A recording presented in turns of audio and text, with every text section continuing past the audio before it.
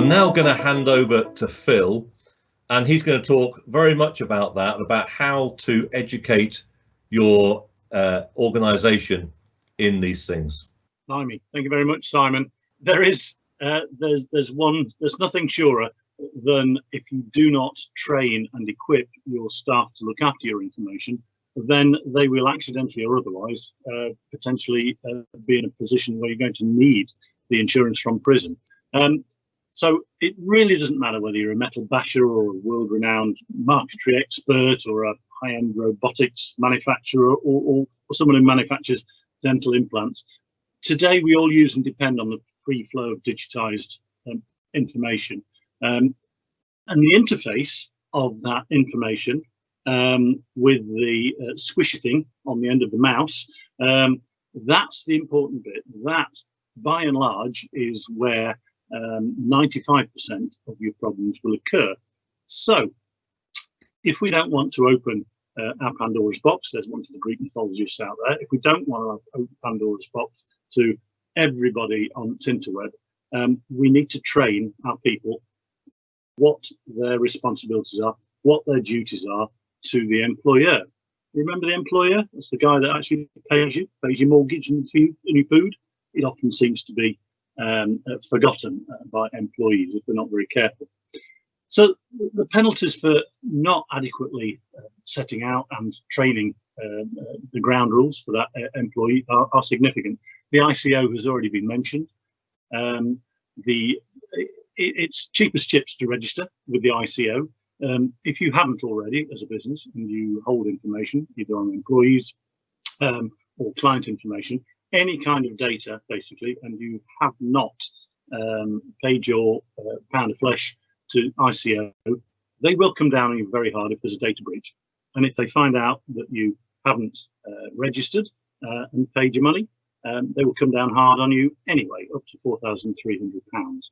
So just pay your money on an annual basis to the ICO, which can help you both with the guidelines and in case there is a data breach. I'm going to come at this very quickly from the perspective of using documents already, hopefully, in place in your organization, but using them as training documents, because those documents, and I know I spend my life writing them, are only as good as the understanding of both parties of those documents.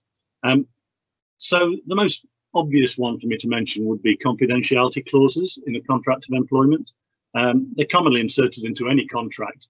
But the kicker is that if that confidentiality clause is not appropriate for the individual that you're employing, then you won't be able to enforce it. The court will not uphold you in enforcing that. Conversely, if it's too relaxed, then it's probably not doing what you need to keep the information safe within your business. So there's a couple of things that you need to remember about confidentiality clauses. If you're going to buy your contracts off the shelf, well, that's a caveat emptor thing. What you really need to do is talk to someone who knows. I'd be amongst that happy band of people, but there are some experts for me to refer to if I run out of information. But first, you need to define the scope of the information that you're trying to protect. Are you going to define it as any information of a non-public, confidential, or proprietary nature? That might be very relevant if you're manufacturing, for the sake of argument. It could be product related, could be commercial, it could be financial information. So you need to be specific about what the scope of the information that you're attempting to protect is. You need to mark specific obligations. Let's say you're a cook and you particularly want to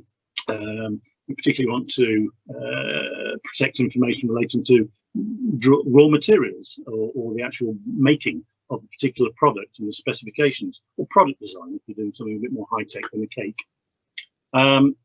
You're also going to need to define where you want to keep that information. Is it within your business, or is your business part of a group of companies, in which case you need to alert that employee, you need to train them, tell them, and capture it in documentation exactly where the boundaries of that information sharing are. It's not difficult, it just has to be thought through. So that's restricting information whilst your employees are within the boundaries of the organisation. But what about when they leave? Well, then you're looking at including restrictive covenants into contract. Once again, these are clauses which are incorporated to restrict people's actions after or during the process of termination. And you usually get three types. You get non-competition restrictive covenants. So your employees need to understand what that means. But the clause also needs to be specific in its restriction. If you've got someone who's, and I've done a fair amount of this in my time, so it's not a demeaning reference. If you've got someone who's sitting on a till, you really need a different restrictive covenant, if you're going to put it in there at all, to someone who's managing and has access to large amounts of data, large amounts of client information. It just needs to be different, because if it's found, if you need to uphold it, and the court finds that you've got a blanket restriction, won't uphold it. So what's the point? Non-poaching is a classic example of something which really ought to be in contract of employment. It just restricts the individual employee being able to nick your clients, basically. Similarly, there's another type of non-poaching clause which is restricting the exiting individual from trying to recruit your key members of staff, take them with them to a new company. And very often new companies will actively ask incoming employees to actually say, do you know anybody else who is really good in that organisation? Because I'm in a position to offer them 5k more a year if they come over to me. It happens more often than you would think. I can see Matt smiling there. It's probably happened to him. So how enforceable are restrictive covenants?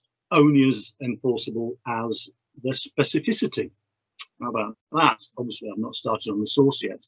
They're only as good as the nature of the writing of that contract. But similarly, they're only as good as the communication that goes into training the individual regarding that information. So classic times that you will need to be communicating that information, the restrictions, the expectations to your employees, is going to be when they join the company and when they exit the company. So when they join the company, you need an induction that takes into account not just the obvious, fire safety, health and safety, tea breaks, how to claim expenses, the obvious cliches, but also the nature of those, the confidentiality and the restrictive covenants. That should all be part of your induction. But when people are leaving your business, it's not just polite to have an exit interview with them. It's a necessity to remind them of their contractual obligations. Because once again, unless you're going to pay solicitors an awful lot of money to enforce those covenants, if somebody is not aware of it, and not aware of the detail and how it affects them, then they're likely to breach those covenants. And then you've got to chase that, and it will cost you money. So always have an exit interview, and that should be part of the topics covered in the exit interview. Similarly, the third arm of that communication is obviously your IT, social media, communication policies. They're only pieces of paper, so they're only as good as the communication that you have, the time that you put into communicating and sharing that information and ensuring awareness and understanding of that information. But quite clearly in today's social media age, you need to make people absolutely aware, if they're using social media from a business perspective within your company, you know, where the boundaries lie, what the protocols are, what the formatting of those messages are. And everybody, even me, even ancient old me, uses social media in some way. And you also need to make sure people are aware of the restrictions that they can have in their private social media postings, which may or may not be criminal, but quite probably, when they've had a glass or two, and maybe that is just me, do border on not being the right image that the company would wish. So you need to make absolutely sure people are aware that anything they post on social media should have no connection to the business, to your business, the business in which they work. So an IT security policy, obvious stuff, it's already been mentioned, but it's worth mentioning again. Passwords, security, encryption, protocols, who to check with if you've got a doubt about some phishing or some vishing that's gone on. All of that, it seems fairly obvious communication to me, but I see it so often missed. So it really is a question of training your employees, telling them what you expect, holding them to account, and having some documentation with which you can do that if the gentle warning doesn't work.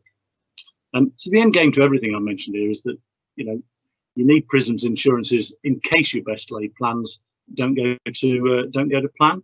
You need training from Maximity to make sure that people are aware of how to use and within what protocols they must stay, how to manage the data at their hand. You need software and hardware guidance from somebody competent.